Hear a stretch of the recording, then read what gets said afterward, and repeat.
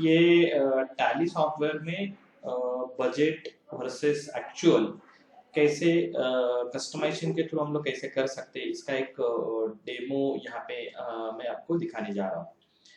एक तो ये प्रोजेक्ट बेस्ड मैन्युफैक्चरिंग कंपनी में ज्यादातर यूज होता है। पर्टिकुलर एक प्रोजेक्ट का मास्टर कैसे क्रिएट किया जाता है, प्रोजेक्ट का मास्टर क्रिएट करने के बाद उसको बजट कैसे एलोकेट करते हैं, और बजट एलोकेट करने के बाद उसका ट्रांजैक्शन में कैसे इफेक्ट होता है, और ट्रांजैक्शन होने के बाद उसका रिपोर्ट कैसे जनरेट होता है, ऐसे टाइप का ये डेवलपमेंट हमने किया है।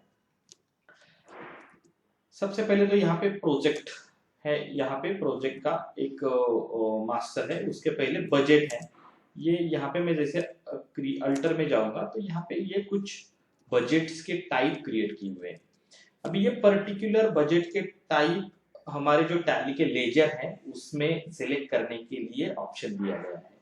पर्टिकुलर ये कस्टमर का ऐसा रिक्वायरमेंट था कि उनको ABCD उन्होंने कैटेगराइज किया था एक्सपेंसेस को। ये एक्सपेंसेस मेरा ए कैटेगरी में जाएगा, ए एक्सपेंसेस मेरा बी कैटेगरी में जाएगा। तो पर्टिकुलर कैटेगरी का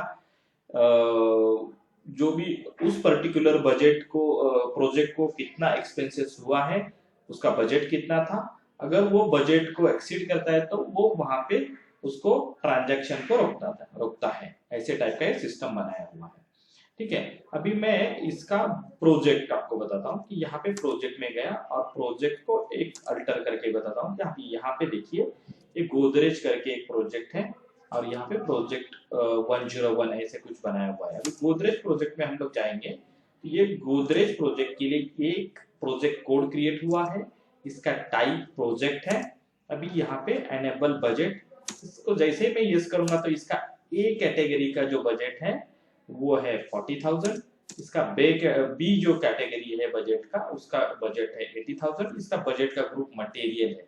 ये सभी मटेरियल में भी उनके ABC ऐसे उनके टाइप्स उन्होंने डिफाइन किए हैं। तो बी कैटेगरी के लिए 80,000 का बजट है, सी कैटेगरी के लिए है 40,000 का बजट है। ठीक है, ऐसे टाइप से उन्होंने बजट ये पर्टिकुलर प्रोजेक्ट के लिए डिफाइन किया हुआ है। ठीक है, अभी ये इसका एक्चुअल पोजीशन क्या है ये प्रोजेक्ट का, अगर ये देखना है तो हम लोग पहले इसका रिपोर्ट देखते हैं कि हाँ यहाँ पे बजट वर्सेस एक्चुअल का एक रिपोर्ट हमने बनाया हुआ है और गोदरेज प्रोजेक्ट में।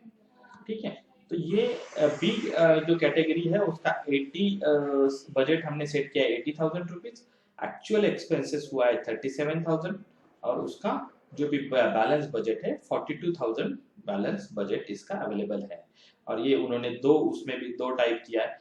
टोटल ये पर्टिकुलर प्रोजेक्ट का टोटल बजट है 2,14,000 का और उसमें एक्चुअल एक्सपेंसेस हुए हैं 1,09,885। ठीक है, अभी इसका बजट अवेलेबल 1,04,115 का बजट अवेलेबल है। ठीक है, अभी इसका मैं ट्रांजैक्शन पास करने जाता हूं।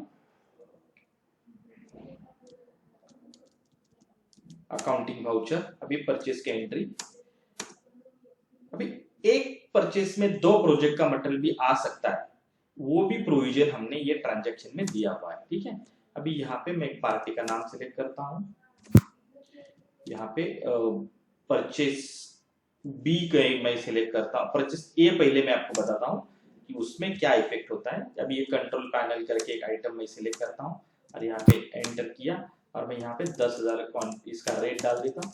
अगर मैं ये कौन से प्रोजेक्ट के लिए परचेस कर रहे हैं GST, तो उसका GST का वैल्यू इसने कैलकुलेट कर लिया।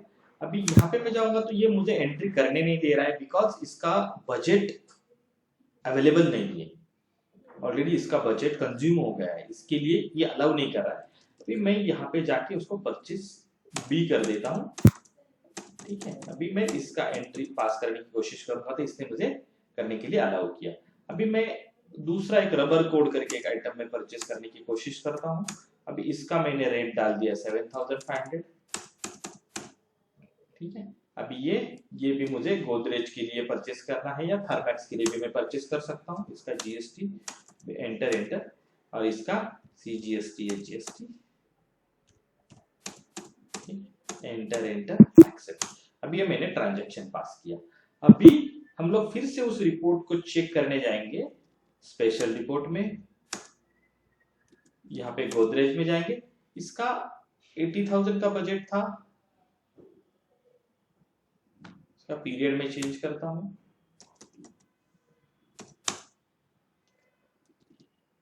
इसका 32,000 का बजट अभी अपने पास बचा हुआ है।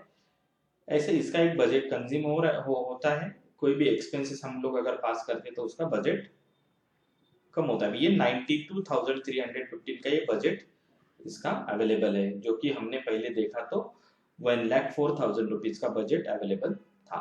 ठीक है, तो इस तरह से ये प्रोजेक्ट बेस्ड मैन्युफैक्चरिंग में प्रोजेक्ट का बजट वर्सेस एक्चुअल का रिपोर्ट्स हमने डेवलप किया है।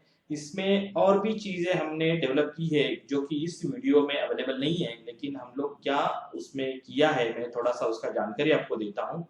इसमें एक तो पर्टिकुलर प्रोजेक्ट के लिए क्या बिल ऑफ मटेरियल एप्लीकेबल है, उसका एक डिजाइन डिपार्टमेंट एक एक्सेल में डिजाइन बनाता है और वो सेम डिजाइन को हम लोग टैली में अपलोड कर देते हैं।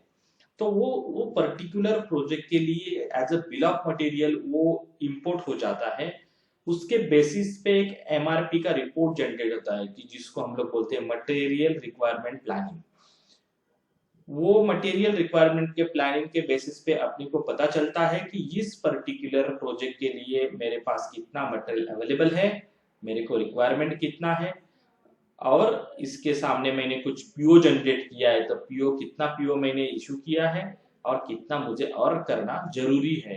ये पूरा रिपोर्ट्स हमें यहाँ पे मिल जाता है। और जैसे जैसे हम लोग पर्टिकुलर प्रोजेक्ट के लिए मटेरियल ट्रांसफर करेंगे तो उसका रिक्वायरमेंट फुलफिल हो, वहां पे पता चलता है कि हाँ इसका रिक्वायरमेंट फुलफिल हुआ है, जितना रिक्वायर्ड क्वांटिटी है वो वहां पे गया है।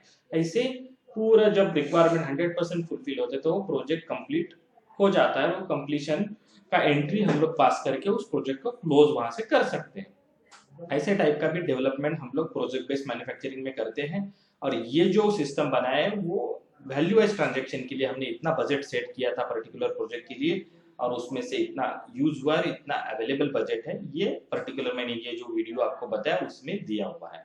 इसमें कुछ माइनर करेक्शन हम लोग उसमें कर सकते हैं, कुछ एडिशनल मॉडिफिकेशंस हम लोग इसमें करके दे सकते हैं as per customer requirement. Thank you.